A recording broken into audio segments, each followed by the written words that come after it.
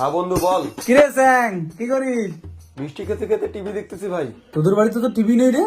না না, আমার একটা পার্সোনাল টিভি আছে। হ্যাঁ, ও হো, টিভিটা তো অনই করিনি। যত দিন যাচ্ছে তত তুমি বদলে যাচ্ছ। আমার প্রতি একটু কি ভালোবাসা যাবে না গো? বিয়ের আগে কি বলেছো?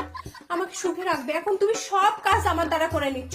তোমাকে আমার বিয়ে করাটাই ভুল হয়ে গেছে। আমার সত্যি আমার ভালো লাগছে না, তোমার সাথে আমি সংসার করতে পারবো না এইভাবে। ওই তোকে কেমন করে দেখতেছে, খালি খায় খালি খায় খালি। সোজাসুজি বলো না, কি চাও? আমার বাবার বাড়ি যেতে ইচ্ছা করতেছে, আমাকে বাবার বাড়ি নিয়ে চলো। এই কথা আগেই বলতে পারতে। দাঁড়াও, টিভিটা বন্ধ করে যাই। টিভি? টিভি আবার কোথায়?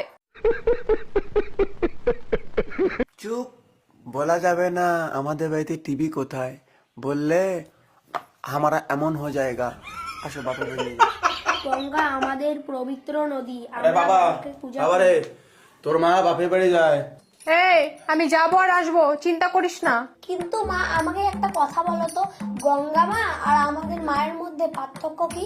গঙ্গা হচ্ছে পবিত্র নদী, গঙ্গা মা আমাদের সবার পাপকে ধুয়ে দেয়। আর আমাদের মা আমাদের বাপকে ধুয়ে দেয়।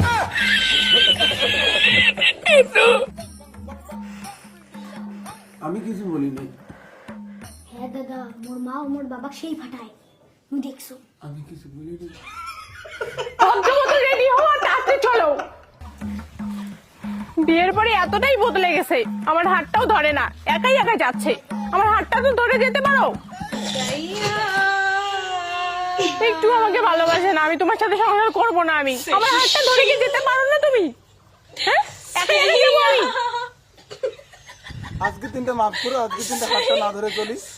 এমনি এমনি আসো। আমি যাবো না, যাবো না আমি বাপের বাড়ি। তোকে রাস শালা, যাবো না আমি। ভালোবাসা কেন এত অসহায়? ভালোবাসা কেন এত অসহায়? কখনো ভালোবাসনি, করেছে শুধু অবহেলা। ও সাথী রে,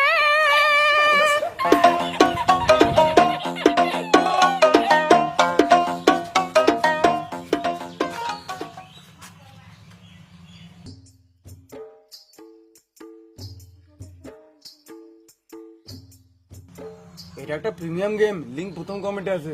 বউ তুমি কোথায়? বলবো তো খালি বউটা আমাকে।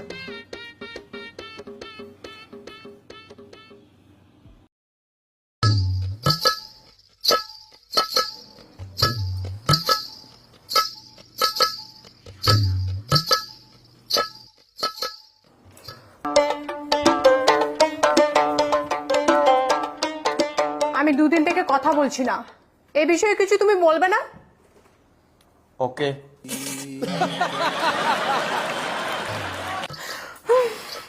আমি দুদিন থেকে কথা বলছি না, এই বিষয়ে কিছু বলো। Thank you. বলো কিছু। Good morning.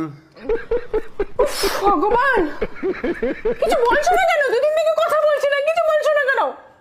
তুমি বুঝতে পারছো না আমি রাগ করে আছি, অভিমান করে আছি? মমতা দিদি পালাইছে।